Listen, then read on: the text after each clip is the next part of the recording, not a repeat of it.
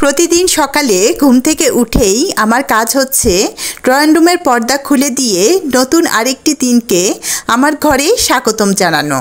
Hello everyone, আসসালামু আলাইকুম। আমি ঘরের পর্দাটা সরিয়ে দিয়ে সোফায় বসে থেকে অনেকক্ষণ বাইরের প্রকৃতিটা উপভোগ করছিলাম।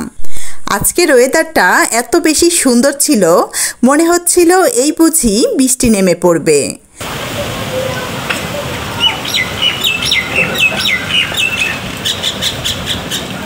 ভাবতে ভাবতেই দেখি একদম ঝুম বৃষ্টি শুরু হয়ে গিয়েছে।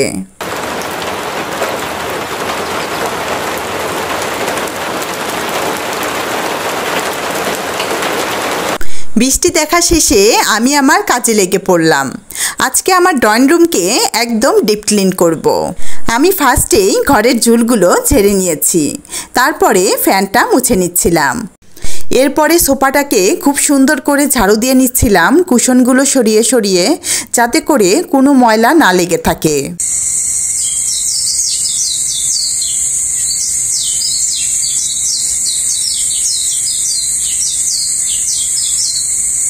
ঘরের সৌন্দর্য বৃদ্ধি করতে কিন্তু অনেক দামি দামি জিনিসের প্রয়োজন পড়ে না। ঘরে যা আছে সেই জিনিসগুলোকেই যদি পরিষ্কার পরিচ্ছন্ন করে গুছিয়ে রাখা যায়, তাতেই কিন্তু ঘর দেখতে অনেক সুন্দর লাগে। আমার কাছে এমনটাই মনে হয়।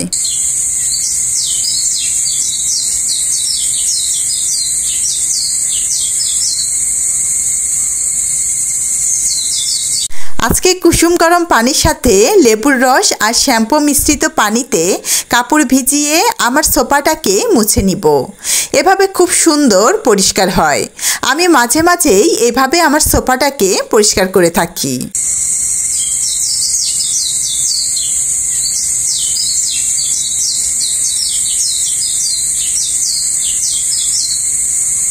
আমি প্রতি মাসেই আমার বাসার প্রতিটি ঘরগুলোকে একবার করে ডিপ ক্লিন করে থাকি। সেই কাজটা আমি আবার ভাগ করে করি। যেমন ধরেন, আমি আমার বাসার একটা ঘরকে ধরলাম ক্লিন করতে। সেই ঘরটা ক্লিন করতে 2 দিন 3 দিন যাই লাগুক সময়, ওই ঘরটা ক্লিন করে নিয়ে তারপরে অন্য আরেকটা ঘর ধরি। আর এই ডিপ ক্লিনটা আমি সংসারের প্রতিদিনের কাজের শেষে করি। তাই আমার একটা ঘর ডিপ ক্লিন করতে 2 থেকে 3 দিন সময় লেগে যায়।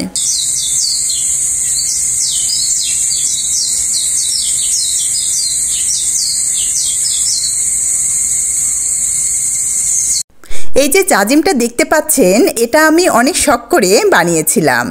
এই জাজিমের উপরে সুন্দর একটা কাপড় বিছিয়ে তার উপরে কুশন দিয়ে সাজিয়ে নিলে দেখতে কিন্তু অনেক সুন্দর লাগে। আমার এই জাজিম সোফাটা খুবই পছন্দ। আমার এই জাজিম সোফাটা দেখে অনেকেই বানিয়ে নিয়েছে তাদের বাসার জন্য। সোফার বিকল্প হিসাবে এই জাজিম সোফাটা ঘরের সৌন্দর্য অনেক গুণ বৃদ্ধি করে। জাজিমের উপরে বেশি করে কুশন দিয়ে সাজালে দেখতে আরও বেশি ভালো লাগে।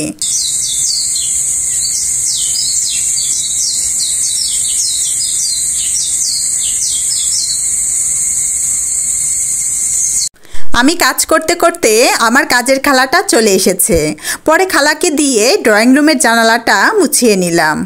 ড্রয়িং রুম ক্লিন করতে করতে আজকে অনেকটাই বেলা হয়ে গিয়েছে। আজকের মতো আর ক্লিনের কাজ করব না, শুধু লাস্টে রুমটা ঝাড়ু দিয়েই রেখে দিব।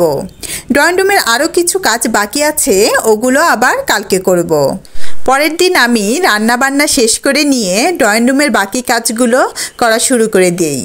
আজকে প্রথমেই রুমের দেওয়ালগুলোকে পরিষ্কার করে নিব। আমার দেওয়াল পরিষ্কার করার সময় আমার কাজের খালা বলছিল, আপনি বাসা যত্নও করতে পারেন। বাপরে বাপ, দেওয়ালও কি পরিষ্কার করতে হয়? এত বাসায় কাজ করি, কখনো কাউকে দেওয়াল মুছতে দেখি নাই। আমি বললাম, সাদা দেওয়ালে দাগ থাকলে কেমন দেখা যায় বলো? তাই আমি কোনো দাগ লাগলেই মুছে ফেলি।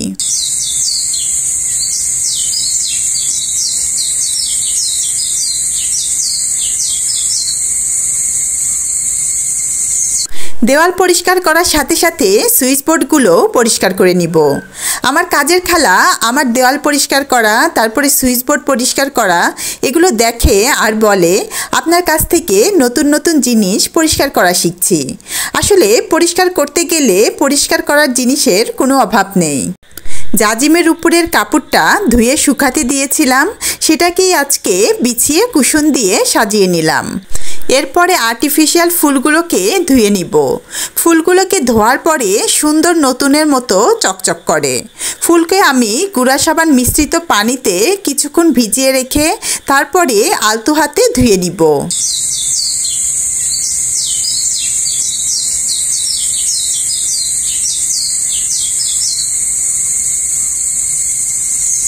আজকের মতো ফুল ধোয়া শেষ করে আর ক্লিনের কাজ করব না। ড্রয়িং রুমের আর অল্প কিছু কাজ বাকি আছে, ওগুলো আজকে রাতে শেষ করব। এই তো বাচ্চাদের রাতের পড়াশোনা শেষ করিয়ে রেখে ড্রয়িং রুমে আসলাম। ড্রয়িং রুমে এখন ক্লিনের কোনো কাজ নেই, শুধু গোছানো একটু বাকি আছে, সেটাই করব। আমি কার্পেটটা ধুয়ে দিয়েছিলাম, সেটাও আবার শুকানোর পরে বিছিয়ে দিলাম। তারপরে ফুলগুলোকে শুকানোর পরে সেটাও ফ্লাওয়ার ভাসে সাজিয়ে দিলাম। কুশনগুলো জায়গায় রাখলাম।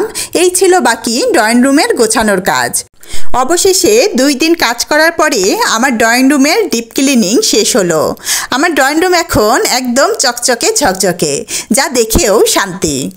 আমার যে ব্লু রং পছন্দ সেটা হয়তো আমার ড্রয়িং রুম দেখলেই সবাই বুঝতে পারবে। যারা ভিডিওটির সঙ্গে ছিলেন তাদের অসংখ্য ধন্যবাদ। আজকের মতো এখানেই বিদায় নিচ্ছি। আল্লাহ হাফেজ।